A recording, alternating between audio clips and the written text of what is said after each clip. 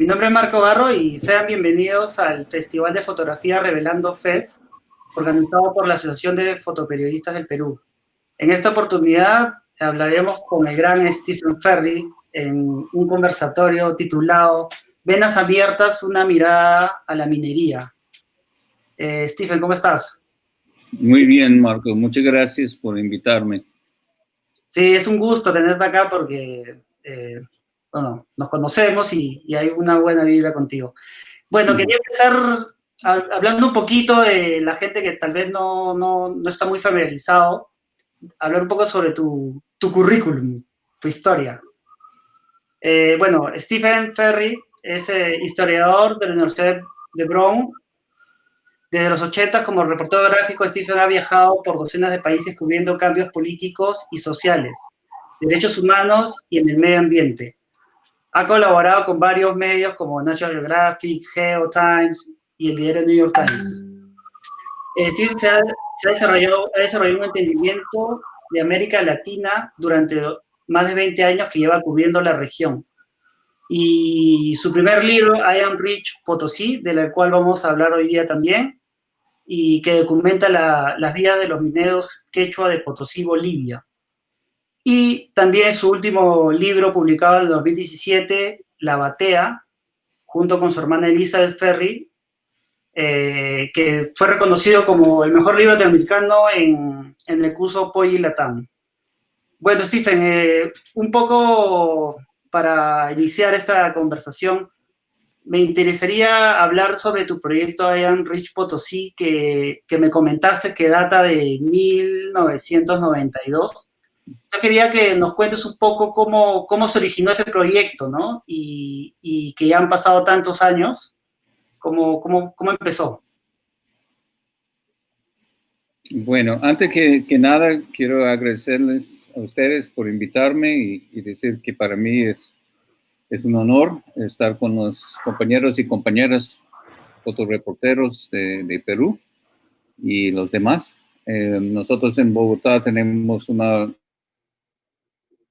asociación similar que se llama Ojo Rojo Fábrica Visual y organizamos charlas así y pues es muy grato porque es muy importante que tenemos la oportunidad entre colegas y con el público de compartir los trabajos.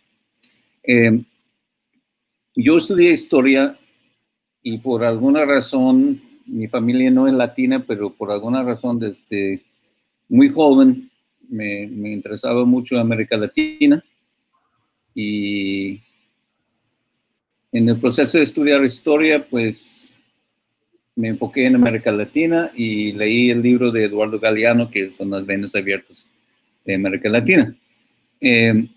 Unos años después, ya reportero gráfico, estuve trabajando con una agencia que existía en ese entonces, se llamaba Gama, que tenía una gran logística y había la posibilidad de proponer temas.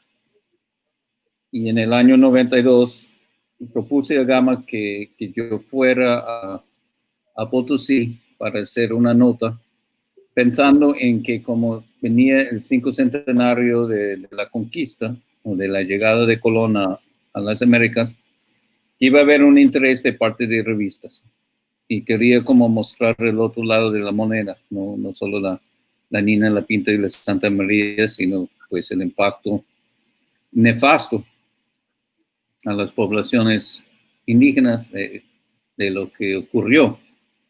Y Potosí es el caso emblemático, ¿no? Es el Claro. caso más extremo, es el caso históricamente más importante y tampoco muy conocido. Entonces, voy a permíteme abrir unas. Genial. Discúlpame un segundito.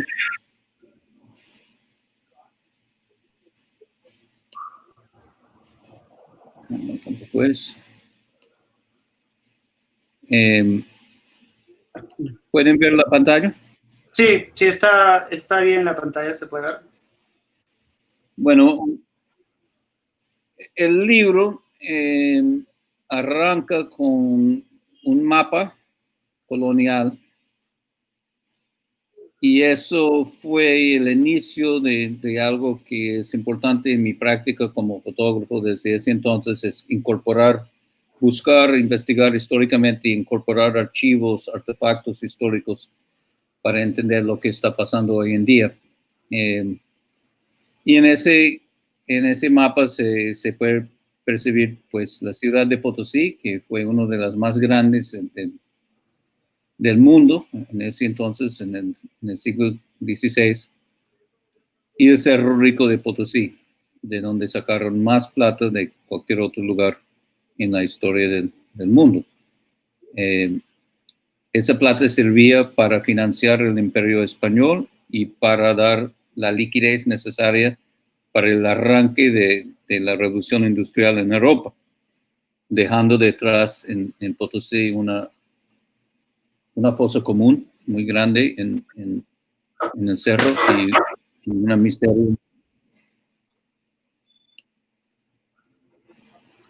El libro empieza con esta fotografía que es doble página de las Palliris, que son viudas de mineros que habían fallecido en la mina y por su condición de viudas tienen el derecho de buscar en los escombros. Son mineras, pero no trabajan en el interior, sino en la superficie de la montaña. Y me parecía que de pronto ellos fueron las protagonistas de la historia, y por eso yo empecé con esa fotografía. Es tomada todo ese trabajo está hecho con una película Kodachrome 200. Es una película con mucho grano y es intrigante porque, como sabemos como fotógrafos, la película está hecha por partículas de plata. Y es la plata que movió Potosí. Entonces, si no fuera por el trabajo de mineros actuales, pues no existiría esta fotografía. Y además esa textura da algo de la sensación que yo buscaba, porque en Potosí el aire está lleno de polvo y todo tiene como una sensación de roca molida en todo momento. Esa es una fotografía de los mineros de madrugada, acercándose al Cerro Rico, en el barrio que se llama Calvario, que es el barrio minero en las faldas de la montaña. Ocupados esperando entrar en la mina.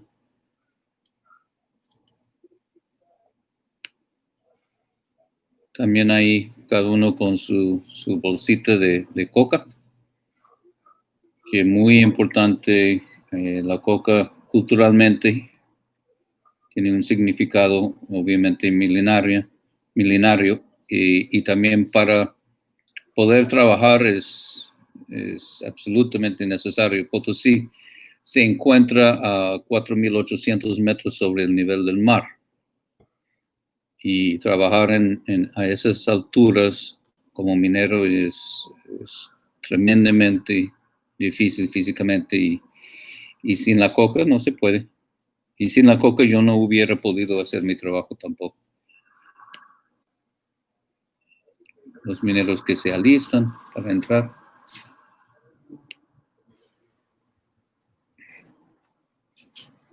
Mi amigo a la izquierda, Bernabé Mamani, que ya falleció. La situación de los mineros en Potosí es una situación trágica. El promedio, pues por lo menos cuando yo hice este trabajo de vida, fue por ahí 42 años que fallecen por tuberculosis y por silicosis. También la tasa de mortandad infantil en Potosí es extremadamente alta.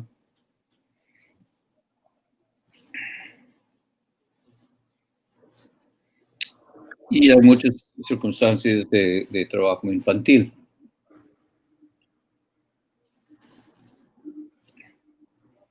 Marco, si me tienes preguntas, por favor. Sí, justo me me pareció interesante esta correlación entre la materialidad de la imagen, del negativo, de los aluros de plata, con, con lo que se extrae en Potosí, ¿no? Como que hay una idea, una conexión, ¿no? ¿Eso lo tenías planificado? ¿Fue una concepción que tenías para hacer el proyecto? No. En el segundo trabajo que voy a mostrar, La Batea, sí. Ya lo tenía muy claro que era necesario trabajar con película para mostrar esa conexión. Pero cuando hice Potosí, no había sino película. No existía la opción. Yo fui muy insistente en usar este Kodachrome 200 porque sí yo quería ese grano. Eso sí me pareció muy importante. Es una película muy, muy especial que infelizmente ya no existe, que tenía una combinación entre un grano muy pronunciado y un grano muy nítido. Y eso me ayudaba a expresar lo que yo quería expresar. Además, el Kodachrome, tanto en su versión de 25 ISO como 64, como 200, tenía la reproducción de colores más fiel y más exacto de la historia de las películas. Y en un contexto donde hay muy poco color, que es un desierto, ¿no? Hay muy poca vegetación. Los colores que aparecen tienen un gran significado. Es casi como un alivio espiritual a la ¿cómo decirlo? A la pesadumbre de la mina. Y quería una película que fuera capaz de representar bien todos esos colores. Es otro tema que para mí fue muy complejo, que hoy en día con lo digital ya no es tanto, porque uno puede trabajar a ISOs muy, muy altos. Pero ese Kodachrome 200 se podría forzar a 500 ISO, pero apenas. Esa foto sí está a 500, pero empieza a perder el contraste que yo también buscaba para el trabajo. Pero dentro de la mina me di cuenta que tendría que yo variar bastante la forma de tomar las fotos y tener mucho cuidado porque para no ser monótono y para tratar de tener alguna sensación de la oscuridad, de lo claustrofóbico, como tú conoces muy bien, Marco, cómo es la mina. No sé cómo has manejado tú adentro, pero para mí con esa película fue un reto técnico muy, muy grande. Claro. Entonces, a veces yo trabajaba con velocidades lentas y a veces no tanto. Porque decidí que quería, o sea, con velocidades lentas, pues todo coge un color amarillo que viene de las lámparas, ¿no? De carbono, que son llamitas. Pero sentí que si todas mis fotos tuvieran el mismo color, habría algo monótono, ¿no? No quise, entonces pues varié.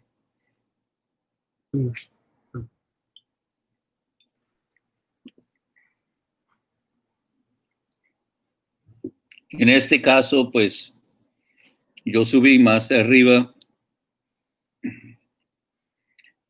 y coloqué algunas lámparas alrededor, ¿no? Para tratar de estructurar un poco el espacio, ¿no? Hay algo curioso, por ejemplo, que normalmente los fotógrafos tienen una idea, ¿no? Previsualizan el entorno antes de ir a fotografiar. ¿Tú sentiste que te ibas a encontrar con algo así, por así decirlo? Sabes, yo entré mucho a la mina. Yo creo que yo entré mínimo 50 veces. Y fue una experiencia muy fuerte. La mina en Potosí es muy peligrosa, o sea, casi me quedé ahí. Y además hay un lado, por decirlo, emocional o ético muy, muy tenaz, porque pues esa gente está trabajando tan duro en condiciones tan sufridas que yo necesitaba pasar bastante tiempo porque yo no quería así abordarles con mi flash así.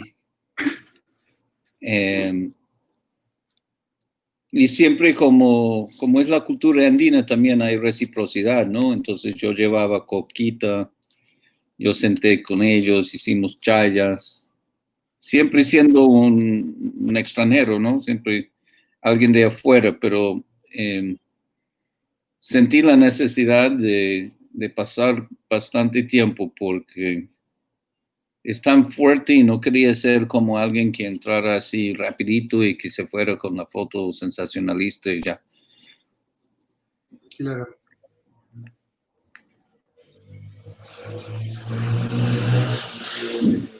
Bueno, fuera de la mina, una de las cosas que me ocurrió en el transcurso de trabajar sobre Potosí es que yo vi la montaña misma reproducida por todos lados. Esa pirámide, ese triángulo, apareció. Pero tan icónico, tan emblemático, como una impronta, que por ejemplo en esta fotografía yo entiendo el señor está separando minerales según su ley. Todo extremadamente artesanal y todo extremadamente sin precauciones de salud. Pero ahí en el medio de esta fotografía yo veo el Cerro Rico otra vez. Ahí está el Cerro Rico, ya de verdad. Claro. Pero entendí de alguna forma que, bueno, como yo estaba trabajando sobre una experiencia, una cultura diferente a la mía, mucho. Yo no hablo quechua.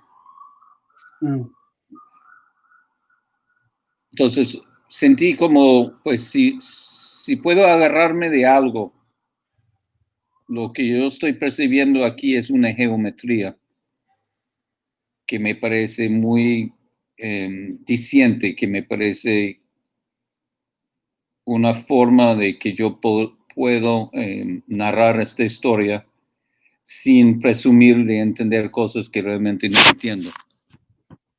Pero sí sentí que si yo me baso en lo que es lo físico y lo que es esa formación geológica tan imponente que es el Cerro Rico de Potosí y todo lo que conlleva, ahí puedo construir alguna narración. Entonces, por eso yo busqué composiciones como esta.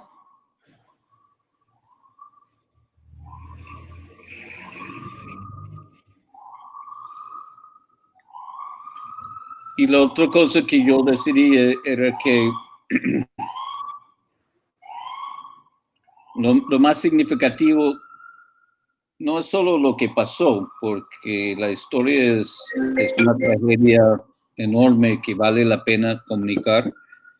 Y, por cierto, fuera de los Andes, muy poca gente sabe qué es Potosí, qué pasó ahí, por qué es tan importante.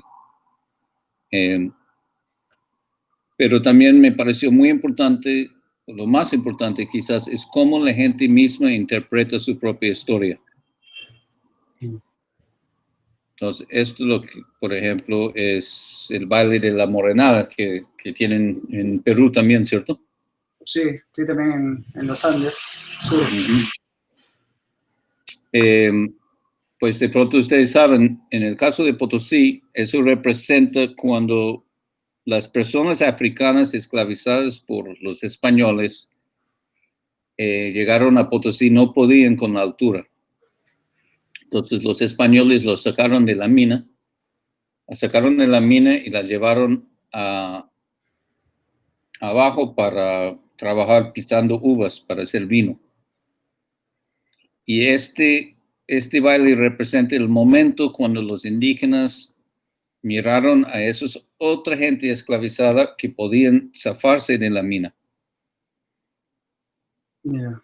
Entonces están vestidos de barriles de vino y borrachitos todos, con casco de minero. Todo eso es una forma de interpretar a la propia historia de la mina, obviamente la diablada.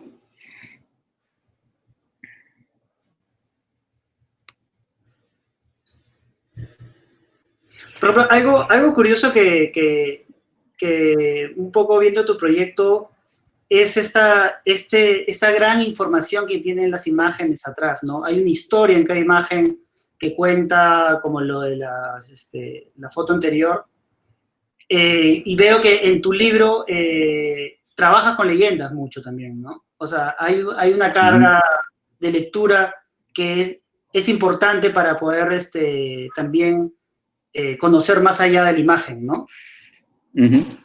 Sí. En el caso de este libro, yo puse Eduardo Galeano me dio un permiso para traducir, para hacer como una redacción de las venas abiertas y hacer un síntesis sobre la parte que es Potosí, que es pues excelente para entender la historia. Hay una breve introducción y luego yo escribí una especie de diario de mi experiencia en voz propia para como narrar esos momentos, ¿no? Y como yo entendí sus significados.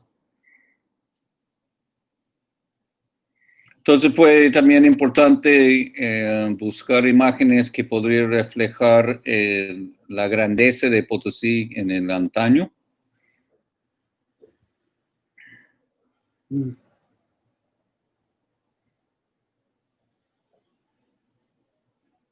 Esta es una imagen de mineros sobre un camión,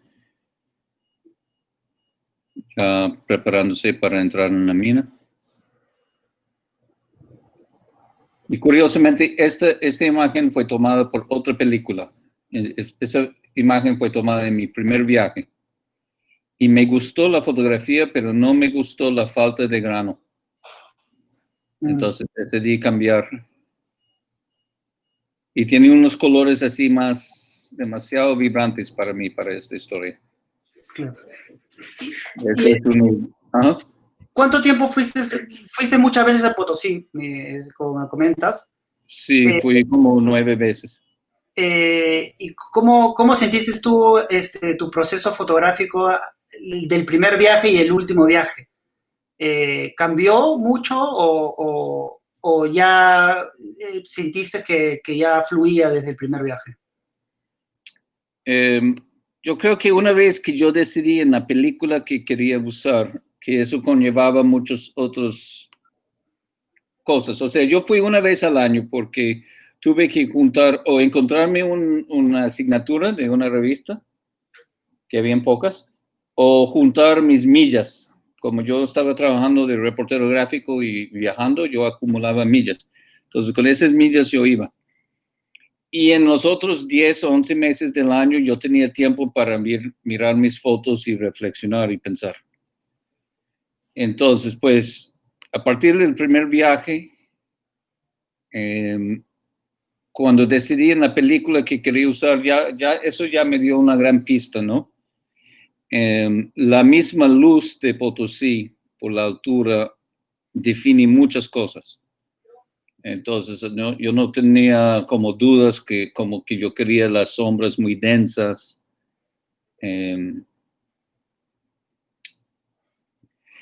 Pero luego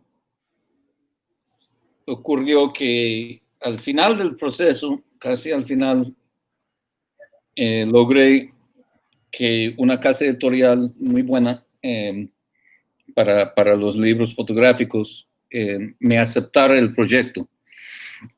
Y tenía un viaje más para resolver la cosa. Y me di cuenta que me faltaban las vistas generales. Que me parece un problema clásico, por lo menos a mí me ha pasado muchas veces y yo creo que es algo común para los fotógrafos que trabajamos temas, que a veces es muy difícil resolver la vista general con el mismo estilo y la misma sensibilidad que las fotografías cercanas. No sé si a ti te pasa así, pero a mí siempre ha sido un asunto. Entonces, esta foto, por ejemplo, me la tomé en el último viaje y me quedé en este punto como 5 días seguidos. Wow. Todas las tardes yo fui ahí. Esa es la plaza del minero revolucionario que refleja la revolución del 1952 en Bolivia, que fue la revolución que abolió el pongaje, como la esclavitud doméstica, y pues una revolución muy importante en la historia que fue liderado por los mineros.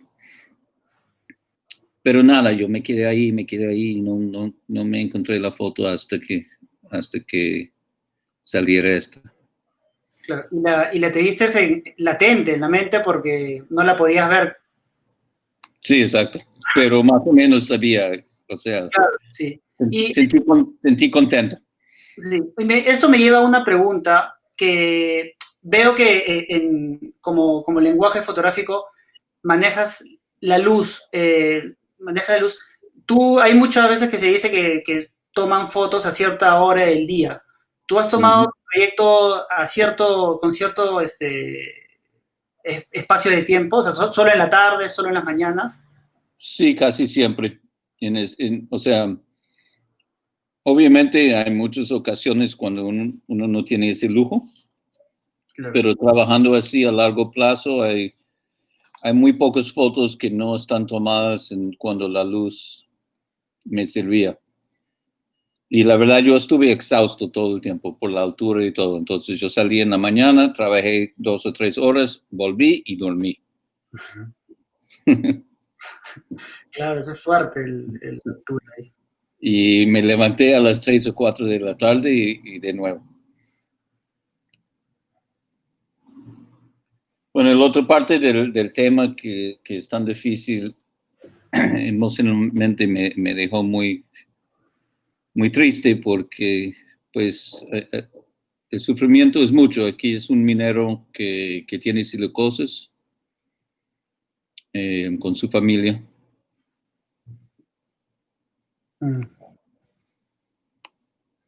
Y es brutal de alguna forma. Uno tiene que responder a la necesidad de contar, ¿no?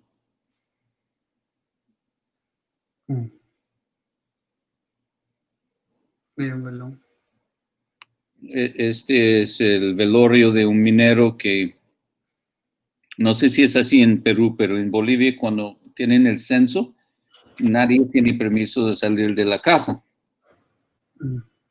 Y un minero entró en la mina porque trabajan de freelance y necesitaba pues trabajar. Y dentro de la mina se cortó la mecha en 2 y se voló. Pero como había el censo, no había nadie para buscarlo y pues faltaba varios días para encontrar su cuerpo. Sí, es interesante ese nivel de intimidad que has logrado en las imágenes. Independientemente del tiempo que has visitado, has ido a ese espacio y que se gana esta confianza, es como súper también importante, ¿no? Esa dinámica de generar intimidad, ¿no? Sí.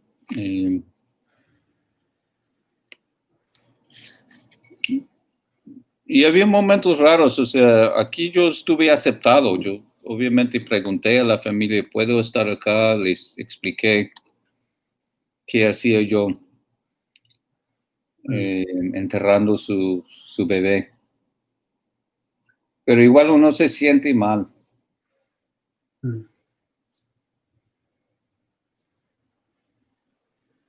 Que la mortandad infantil muy grande, entonces pues las cruces blancas son de los angelitos.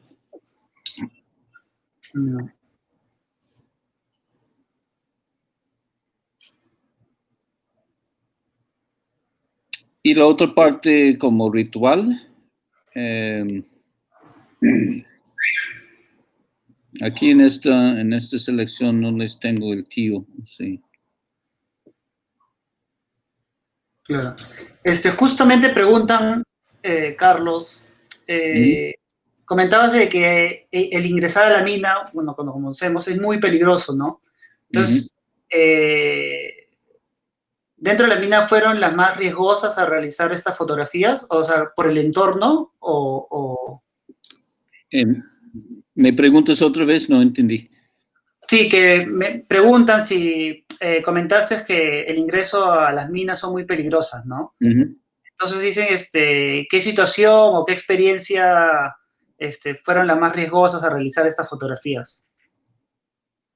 No, había un momento cuando estuve con ese amigo Bernabé que mencioné y que estamos caminando sobre los rieles bien adentro y gritó trolley, que es la palabra que usan, que viene del inglés, que venía un carro cargado de rocas, ¿no? Una carroza y iba corriendo en dirección del carro porque él sabía. Nada, entonces uno tiene que correr y él encontró como un nichito y nos metimos ahí y justo pasó el carro, pero eso sí se le aplasta a uno, eso es ya la muerte. Esa es la vivencia de los mineros todo el tiempo. O sea, hay mucha accidentalidad dentro de la mina. Y uno que no es experto y es que enclenque y que no sabe moverse, pues hay huecos profundos, hay muchos riesgos. Esa fotografía eso es durante una chaya, eso es durante una ofrenda, un pagamento de una llama. Y esta fotografía me pareció muy importante en el contexto del libro porque, no sé, o sea, como ellos viven, es tan duro y tan sacrificado. O sea, la palabra sacrificado no es casual. Sacrifican la llama para que la mina no les coma a ellos, sino a la llama. Y este sombra que atraviesa la cara del Señor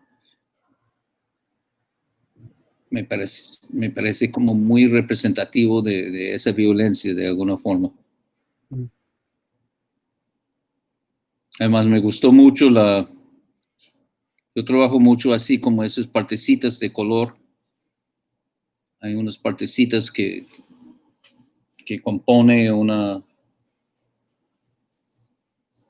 sensación emocional que me pareció interesante. Esa fotografía está en el libro. Es la penúltima. Tenía muchas dudas porque el alcoholismo es parte de la realidad de Potosí, es parte de la tragedia. Pero tampoco uno quiere mostrarle al indio borracho que eso no es lo más importante, ¿no?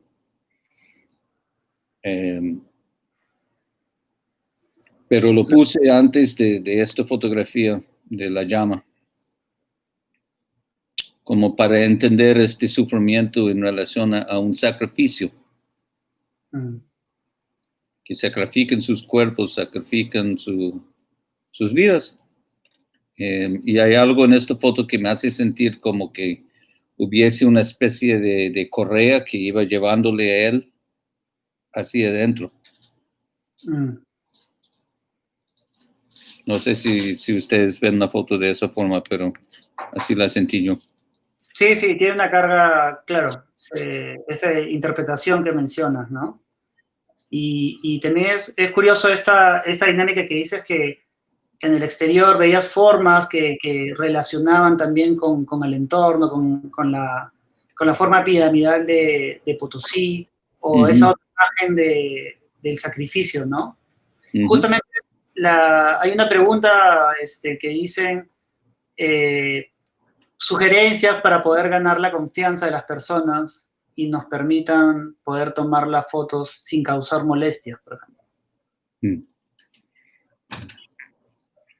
Pues había muchas situaciones en las cuales me rechazaron en el transcurso de ese trabajo, o más bien que me retaron, Mm, y me pareció lo más normal.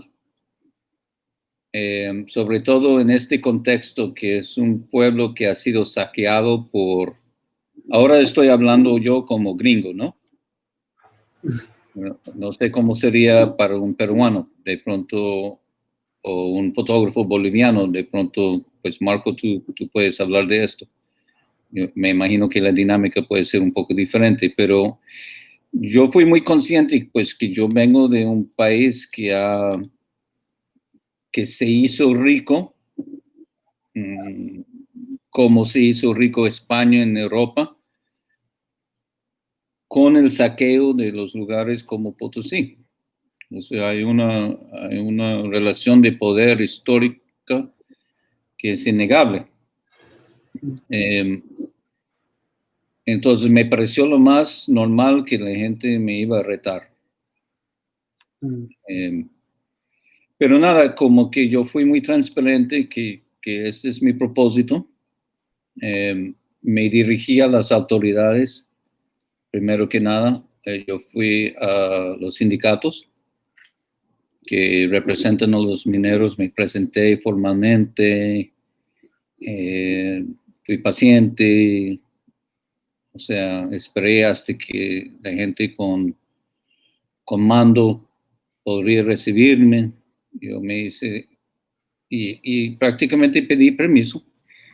claro. Y mire, yo tengo este propósito y me gustaría poder hacerlo y los reconozco como autoridades y como les parece. A partir de ahí es pues mucho tiempo. Sí.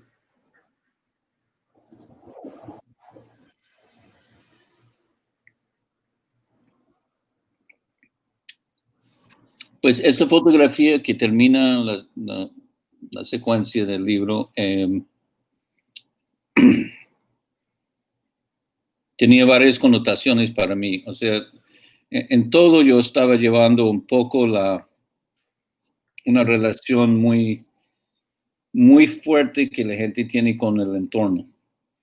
Ocurre que, por ejemplo, durante la colonia y más reciente también se hacía pintura del polvo de la montaña para pintar las casas. Pues de alguna forma había una relación visual, sensorial y todo entre o sea, entre las personas y el entorno había una compenetración tan importante. Entonces, esta fotografía donde estoy, eh, no sé, hay como juega un poco con el ojo, como si fuese una pintura. Mm, Hay algo como que la llama y el piso, que podría entenderse como pared por el ángulo, eh, hay una compenetración otra vez, hay algo con la sombra que hace este juego. Y, y eso también me pareció como coherente con otras fotografías. mira.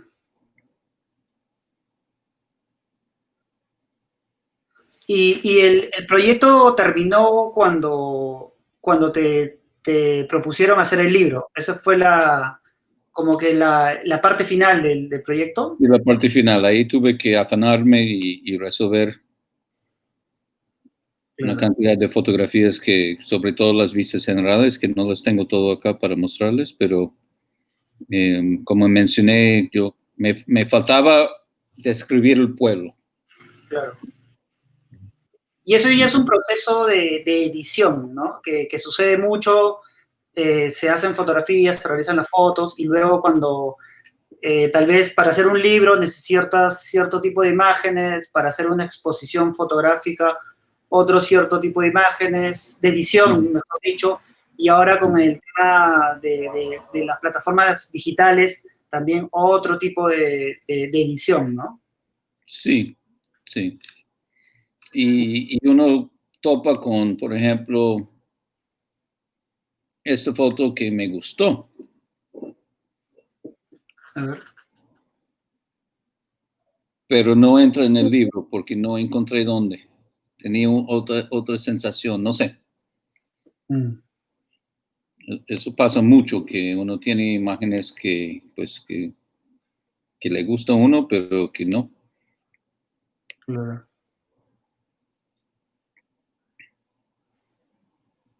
Este también me gustó mucho. Y todavía cuando veo el libro yo me pregunto, ¿por qué no la metí?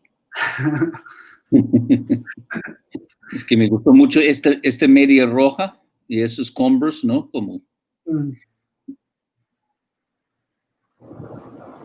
Sí. Y ahora me pregunto, este proyecto, pues, del 1992, sin enrollo, no había las plataformas digitales, todo era por correo. 25 años después, haces la batea. Tanto tiempo. Del 92 al 2000, más de 25 años, creo. Pues Potosí se publicó en el 98. Ya, claro. Pero pongámosle 2 décadas después, sí. Claro, sí. Sí. ¿Y cómo fue el tema con la batea? ¿Cómo inició ese trabajo? ¿Quiere que muestre el libro? Sí, por favor, claro. Okay.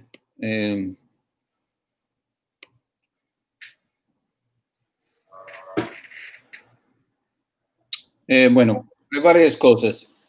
Ocurre que, curiosamente, en mi familia, mi hermana ha escogido un camino similar al mío, pero ella es académica, es profesora de antropología y antropóloga que mira más que todo la minería en América Latina. Sus trabajos han centrado mayormente en México. Y cuando yo hacía Potosí, y en general yo consultaba mucho con ella, ¿no? Ella tiene mucha sensibilidad y es muy, muy atenta a... Como la antropología ha entrado en una autocrítica importante también. Entonces, como es delicado, uno que no es indígena, trabajar en pueblos indígenas, por ejemplo, es delicado. Claro. Y requiere sensibilidad y requiere humildad y requiere, pues, autocrítica. Y es muy buena para entender esas cosas, ¿no? Y siempre yo consulté con ella. Bueno, entonces, en el 2011, el oro llegó a su precio más alto. Recién ese precio se superó, pero llegó a un precio de 1.700 algo dólares por onza. Y eso en Colombia produjo una bonanza y produjo el fenómeno de que los grupos armados en el conflicto colombiano se estaban financiando ya con oro, con minas de oro, y eso fue como un tema muy mediático y todo. Y yo empecé a trabajar eso porque yo venía de trabajar sobre el conflicto. Entonces, por ejemplo, yo hice este trabajo aquí con el New York Times, siguiendo un equipo de policías que va para cerrar unas minas, lo que llaman ilegales. Y hay muchas en Colombia, como las hay en Perú, solo como en Colombia tiene la característica de muchas de esas minas están dominadas por grupos armados muy, muy poderosos. No sé, yo sé que con Madre de Dios esos son escenas, son muy familiarizados, pero los daños ecológicos son muy grandes. Yo empecé a hacer este tipo de trabajo sobre la relación entre el oro y la guerra. Pero muy pronto sentí incómodo porque me di cuenta que había mucha estigmatización al minero de por medio. Fui a otra mina que es importante mostrar esas cosas. Esa es una mina manejada por un grupo paramilitar.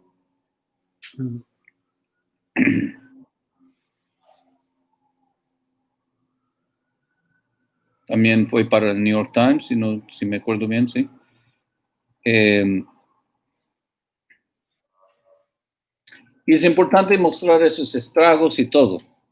Pero a la vez me di cuenta que se usaba un lenguaje, no necesariamente el New York Times, pero en general, y en la prensa colombiana también, donde siempre hablaba del minero ilegal, la minería ilegal, y que el minero es un criminal. Y empecé a darme cuenta de que detrás de ese lenguaje existía unos intereses. Ocurrió que estuve trabajando con una producción documental de National Geographic sobre otra vez la guerra y el oro. Y me encontré a este señor trabajando con su batea en un río. Y el señor me explicaba cómo su comunidad indígena trabaja el oro y cómo ellos no usan mercurio y no quieren dañar el río y cómo se preocupan por el río y todo. Y mientras me hablaba, yo vi ahí cómo él trabajaba con la batea de una forma tan hermosa, con tanta destreza y tan circular todo, y con ese sombrero en una espiral.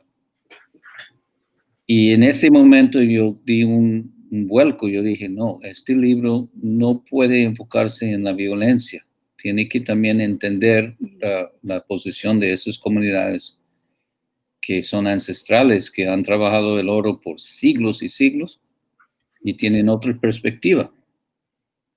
Y eso es lo que daba para el diseño, para el nombre del libro, para el diseño, que el libro tiene un pedacito de oro en la portada para que la gente pueda tocar.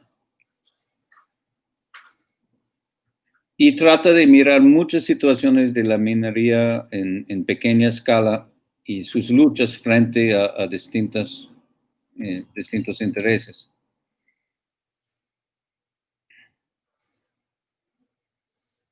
Entonces, empiezo con una visita al Museo de Oro con un grupo de indígenas, de mayores, que son sus piezas que están ahí secuestradas. Y ocurre que esta pieza viene de la misma región que está trabajando este señor y que tiene una espiral ahí en la cara.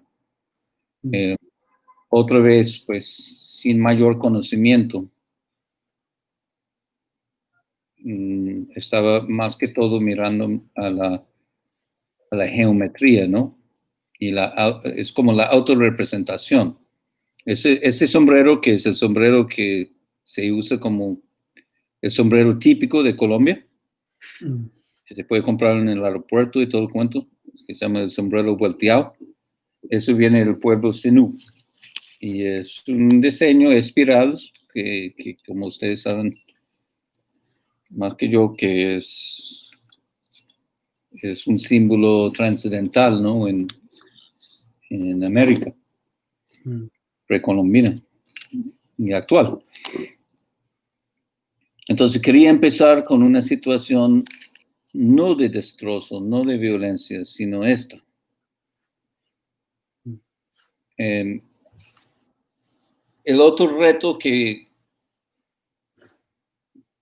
percibí, y ahí sí mi fotografía cambió en relación a otros proyectos, es que empecé a reflexionar, pues como el oro es tan potente, una sustancia tan potente. Esa percepción yo vi también en tu trabajo, Marco, cuando me mostraste tu libro. Yo sentí lo mismo, que cómo hacemos como fotógrafos para tratar con un material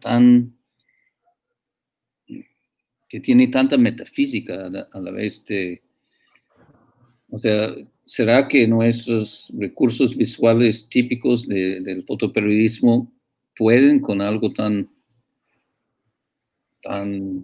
importante y trascendental que opera en tantas dimensiones? Entonces, por eso empecé el libro con esta fotografía, que es una batea bajo agua con oro y mercurio, porque me parece como la luna. Ah, claro. Y luego, pues, tratando de ver cómo voy a cuadrar un lenguaje fotoperiodístico con un lenguaje así más abstracto, más como esta. Y finalmente decidí, pues, nada, voy a usar los dos lenguajes y ojalá que se compongan, ojalá que no haya un choque. Y mi hermana, que pues entre los dos escribimos los textos, pero ella también usa un lenguaje como antropóloga que es informativa, que explica, que narra los hechos y tal, pero también tiene partes que son muy poéticas, muy poéticas. Entonces, ella también tuvo que pensar, bueno, ¿qué hago con esos dos lenguajes? Y nada, pues decidimos que vamos a tratar de dejar que el diseño sea muy constante. Y por ejemplo, veo que en tu propuesta estas imágenes en color y otras en blanco y negro, ¿cómo trabajaste ese proceso? Ya. Sí.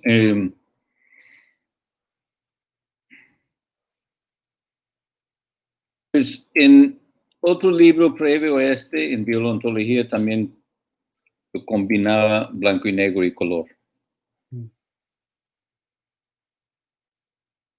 Y cuando empecé este trabajo, pues sentí, bueno, ¿qué hago? Porque hay situaciones y sobre todo la materialidad de ciertas situaciones. Por ejemplo, esta fotografía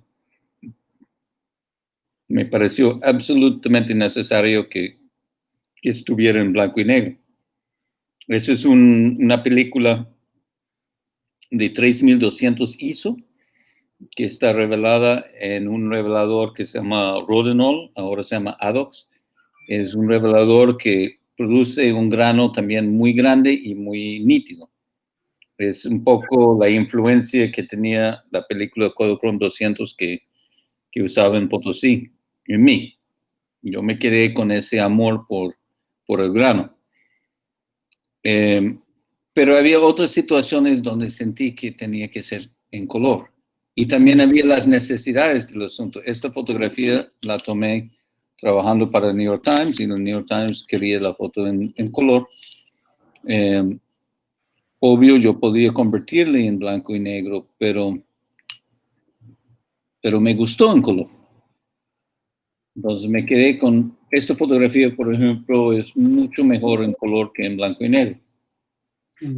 Entonces me quedé con ese reto y esa pregunta, pues, ¿cómo? Claro. En algún momento yo cargaba con dos cámaras, con color y blanco y negro. En algún momento estuve en una fundición que era muy difícil entrar, pues, los permisos súper complicados y todo, y me mostraron un lingote grande y tal, que ese lingote valía $160,000 y tal. No. Y tomé la fotografía en blanco y negro. y la cagué. O sea, y yo dije, no, bobo, idiota, no puede tomar una foto del lingote de oro en blanco y negro. Tiene que verse el oro. Entonces yo me dije en ese momento, bueno, necesito unos criterios porque eso no puede seguir así.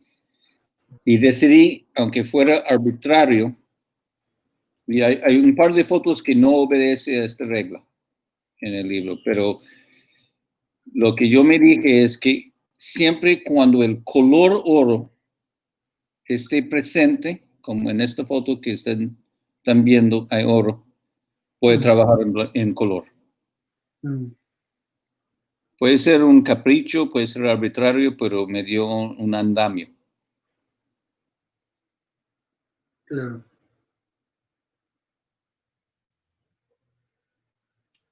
Entonces, por ejemplo, este capítulo fue muy difícil de editar, todavía tengo ciertas dudas, pero no se puede tomar una fotografía de una veta de oro en blanco y negro, o sí, es entre muchas preguntas.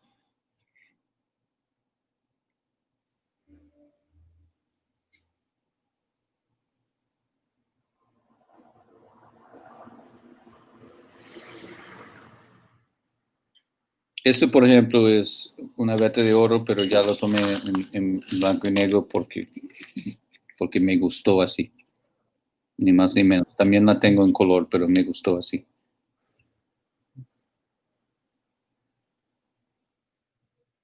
Creería, si tuviera que defender esa decisión, diría que en parte dinamiza la lectura y también llama la atención más quizás a la materialidad del asunto. Sí. Y veo que incorporas mucho el tema del texto. Sí, ese libro es definido como que iba a ser, el texto y la fotografía iban a ser parejos. Claro, termina siendo como es un libro fotográfico, pero también es un libro, ¿no? O sea, hay como que dos niveles de lectura, ¿no? La visual y también la del texto en sí, ¿no? Que, sí, y trabajamos mucho el texto. Trabajamos muchísimo el texto. Ahora es muy interesante lo que descubrimos. Pues para nosotros fue un descubrimiento, mucha gente sabe esto, pero lo que mencioné en el caso de Potosí, que las pagires trabajan los escombros en la superficie de la montaña, es algo constante en la minería ancestral en los Andes. Que aquí lo que se llama una chatarrera es es el mismo fenómeno, que los mineros dejan las rocas de la mina afuera para que la comunidad, mayormente mujeres, casi todo, la trabajen. O sea, no son rocas de la veta en sí, sino alrededor de la veta. Esa chatarrera luego, esta mina fue vendido en una especie de negocio en gran escala por muchos millones de dólares, donde entró Bill Clinton, el presidente de Estados Unidos, con Álvaro Uribe, el presidente de Colombia, y una empresa canadiense que está en un conflicto permanente con esta comunidad. Adquirió la veta y abolieron, o sea, eliminaron esa chatarrera, porque la minería moderna tiene molinos eficientes y busca réditos rápidos y todo es mucho más rápido y no admiten este concepto ancestral de compartir con la comunidad.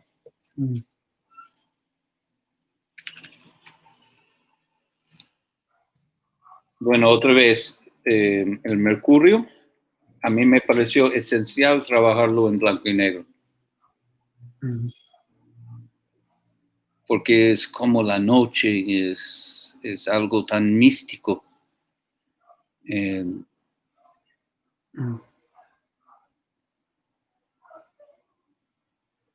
eso. Y Steve, ahora que ¿tú este proyecto ya lo concebiste como un libro desde el inicio o fue un proceso posterior? No sé si me lo has explicado y se me ha pasado. Los primeros viajes fueron asignaturas para medios y no tenía claro. Entonces, era más que todo cuando yo fui a hablar con mi hermana y nos sentamos y hablamos y decidimos, ¿por qué no hacemos esto? Luego me apliqué a una beca a la Fundación Magnum que me la dieron y ella recibió una plática de su universidad y con esto seguimos. Claro. Mira. Entonces, este capítulo, por ejemplo, sí es sobre la relación entre la violencia y la minería en un pueblo que se llama Segovia, que es un pueblo extraordinario. Me gusta mucho Segovia, pero es un pueblo muy sufrido y un pueblo que ha pasado mucha violencia de la guerra y violencia criminal y todo. Entonces, ese señor es jefe de seguridad de la misma mina que vimos antes, de esa beta, que fue el foco de una confrontación entre dos bandos muy, muy violentos.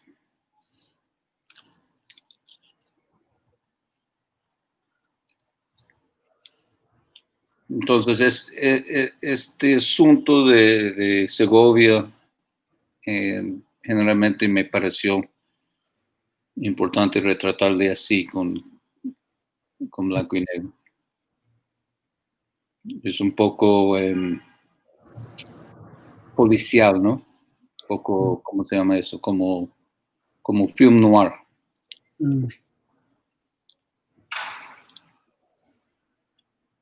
Y me pregunto, por ejemplo, a veces veo lo que se menciona un poco en el fotoperiodismo bastante, teniendo en cuenta esta charla, que a veces se manejan estas fotografías con fotografía, lo que se le dice la fotografía directa, ¿no? De la imagen como información, y estas otras fotografías que generan mucho más capas de lectura abstractas. ¿Cómo, cómo ligaste esos dos lenguajes fotográficos, por así decirlo? Pues no fue muy sencillo. No fue muy sencillo. O sea, perdón, te lo mencionaba porque muchas veces en el gremio de fotógrafos de prensa, ¿no? Se habla mucho, ¿no? De la verdad, de la veracidad, pero hoy en día ¿no? Ese mito no sé si decir que está perdiendo cabida por toda el punto de vista del fotógrafo, ¿no? Entonces, es como, me preguntaba esa idea, ¿no? De mezclar esos dos tipos de lenguaje como se mencionan hoy en día. Pues todo este libro, como mis demás trabajos, tiene un trasfondo documental puro, si quieres, o periodístico, en el sentido de que hay investigación, hay mucha preocupación por no decir mentiras, sino averiguar todo. Hay información detallada que acompañan a las fotografías. No creo que haya una contradicción entre el uso de fotos como, digamos, esta, por ejemplo, o esta, con un propósito periodístico. Yo no armé esta foto, no es una construcción. Hay una intervención mía en el sentido de que estoy usando una película que le da un aspecto muy marcado, pero más allá de esto es real. Claro.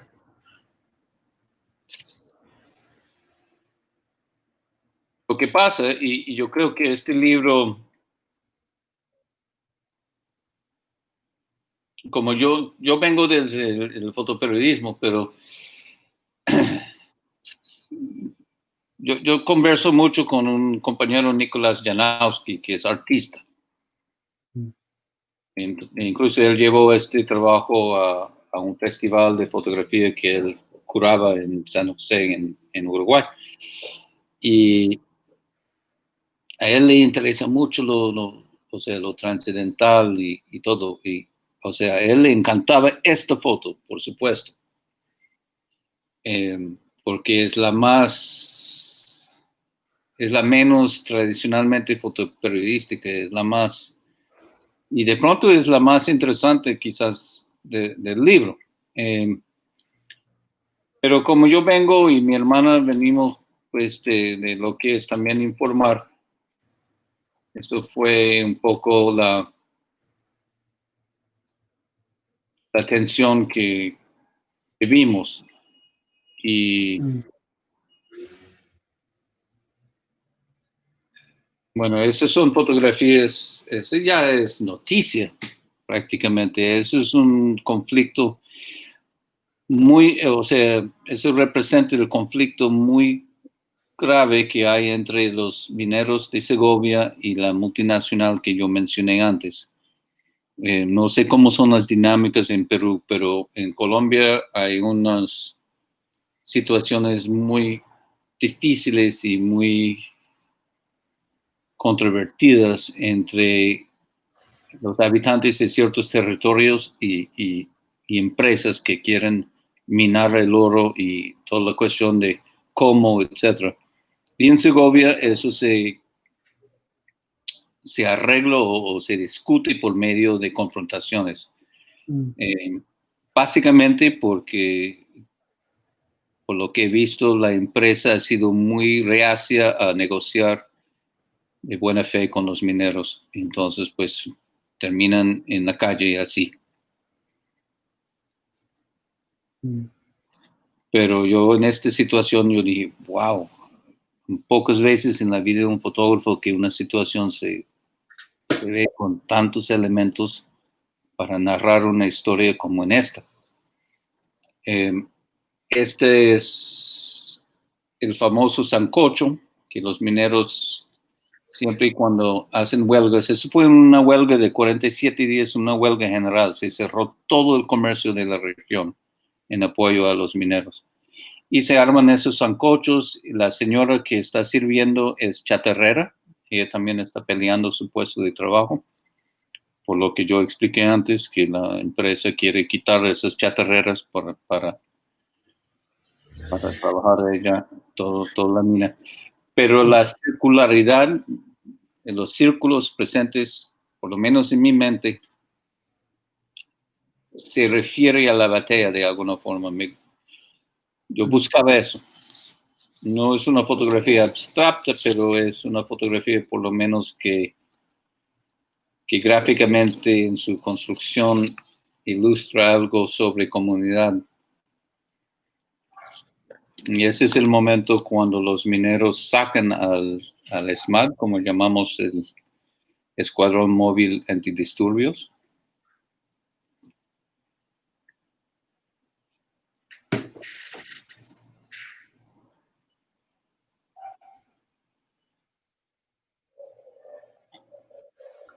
Ahora había unas cuestiones complejas en Segovia, porque Segovia, eso también estamos en Segovia. Segovia es un pueblo, como un pueblo minero por excelencia, y famosamente cuando hay bonanza y el precio es bueno, en muchos pueblos mineros, pues la gente se alborota en fiestas y rumbas y tata. Y Segovia está lleno de prostíbulos y cantinas y yo quería mostrar todo eso, pero no me fue bien. Las trabajadoras sexuales no querían que le tomara fotos y eso es muy respetable. Y las situaciones fueron como sólidas. Y luego entendí, conocí como que la fiesta de la gigantona, que es como una contra santa, por decirle, es muy carnavalesca la imagen. Ella representa, eso tiene herencia española, pero en su versión criolla en Colombia, ella representa una minera que iba buscando oro con su batea, encontraba mucho oro, y todos los años en la leyenda ella llegaba y vendió su oro, y con el dinero armó una gran farra. Y puso el trago y puso la banda y todo. Entonces, por eso la gente de Segovia le adora como santa. Y eso me parece full, porque ya es como ellos mismos interpretan esa historia que yo buscaba. Pero es una cosa también como bastante violenta, como muy pasada. Y esta foto me pareció mucho mejor para representar ese ánimo de sexualidad y de exceso, con un falo dorado, ¿no? Y una mujer que hay en el medio que está plenamente, tiene mucha propiedad de ella. Como la gigantona, es ella que manda. Sí. Y Stephen, justo viendo ahora estos dos proyectos vinculantes por temática, me puse a pensar un poco que estos dos trabajos tenían un propósito social, ¿no? Tenían tal vez puede decirse una crítica, y ahí justo relacionado con una pregunta, ¿no? O sea, es difícil ser testigo del dolor, por así decirlo, a estas personas, o sea, este drama, y cómo seguir y cómo volver a la normalidad de todo, sabiendo que esto no va a cambiar, ¿no? Es una pregunta del...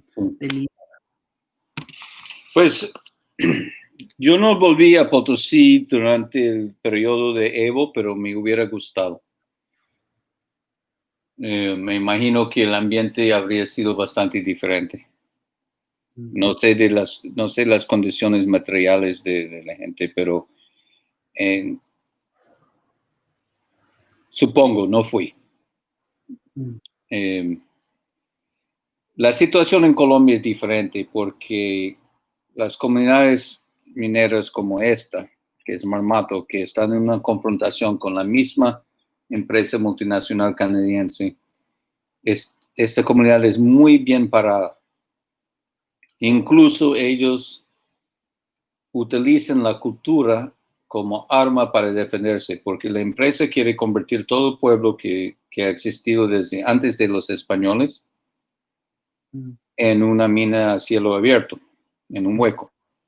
Y se organizaron el Comité Cívico Pro Marmato, y todos los años tienen una conferencia de marmatólogos que nos han invitado a mi hermana y yo varias veces, entre muchas otras personas, académicos y todo. Entonces, en Colombia no es del todo cierto que la situación necesariamente va a ir de mal en peor.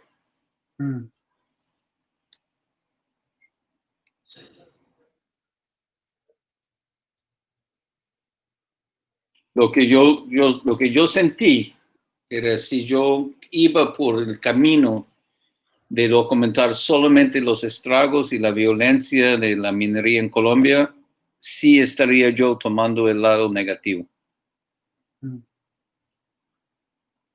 Pero a propósito, a buscar la segunda mitad de este libro, si se puede percibir incluso con el tono emocional de las fotos, etcétera. Este es casi cursi, ¿no? Con el corazón dorado. Claro. El señor que enseña cómo usar la batea a unos muchachos. Esta es una comunidad afrocolombiana que ha tenido muchos éxitos. Ellos han logrado amenazas de muerte y todo, pero han logrado expulsar tanto a los grupos criminales armados como a la gran multinacional Anglo Ashanti Gold, que quería también su oro. Y esta gente viene trabajando de esta forma desde que fueron esclavizadas en el siglo XVII. Entonces buscaba que el final del libro tuviera un ambiente positivo.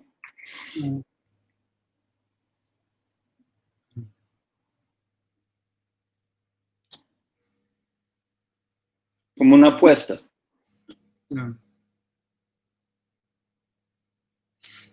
Y cuéntanos un poquito de la portada del libro.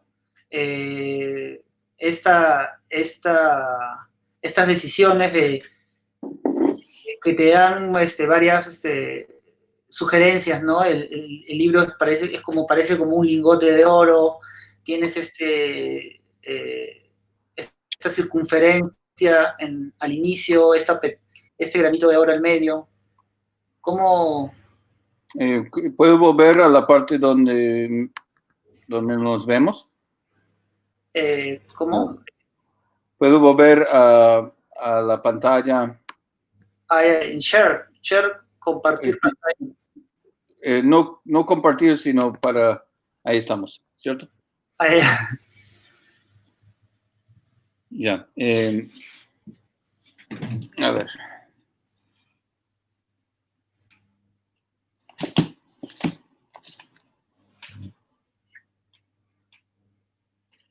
Estoy buscando la batea, lo tenía aquí al lado. ¿Me ven? Sí. Entonces, esto.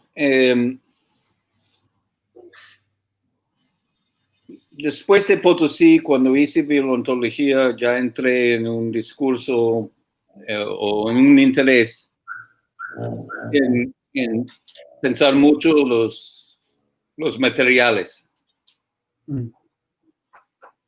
Entonces, en el caso de la batea, pues la textura de la portada quisiera por lo menos que se sienta un poco como tierra. Y aquí pues hay oro de verdad, es una laminita. Como el oro se puede aplanar tan fino, no cuesta casi nada, pero es oro de verdad. Y eso fue como un poco también de empatizar lo abstracto, ¿no? Me parece que habría sido muy aburrido poner una foto en la portada, una cosa así. De la misma forma, el papel, yo busqué mucho el papel, porque necesitaba un papel económico, porque era muy importante, pues no tenía mucha plata y también era muy importante que el libro fuera accesible a buen precio. Y trabajé con un amigo diseñador que encontró una forma genial para que el libro pueda abrirse completamente, que lo que buscamos nosotros los fotógrafos para poder ver las doble páginas, pero usando el mismo, ya es 2 niveles de papel craft. Y es un screen. Sí. También pensando la tipografía, para lo mismo, o sea, tratando de pensar el libro de una forma muy íntegra. Sí. Sí, genial. Bueno, Stephen, ya el tiempo apremia. Bueno, un gusto hablar contigo. Bueno, te vi la última vez acá en Perú, hace ya el año pasado. Sí. Espero que esto cambie y vuelvas a regresar acá. Claro. Un gusto hablar contigo. Bueno, muchísimas gracias y un saludo a todos los compañeros y las compañeras ahí en Perú. Listo. Bueno, solo agradecer a la Asociación de Fotoperiodistas de Perú, que ha sido los que han generado este proyecto. y también a la Asociación Nacional de Felistas de Perú, Arruna Foto, Ojo en la Cabeza, Hatun Nakai y Perú Street Photo. Bueno, ya van a seguir viendo más invitaciones de otros ponentes, pero Stephen, gracias y cuídate mucho. Bueno, igualmente, Marco. Un abrazo grande. Un abrazo. Hasta luego.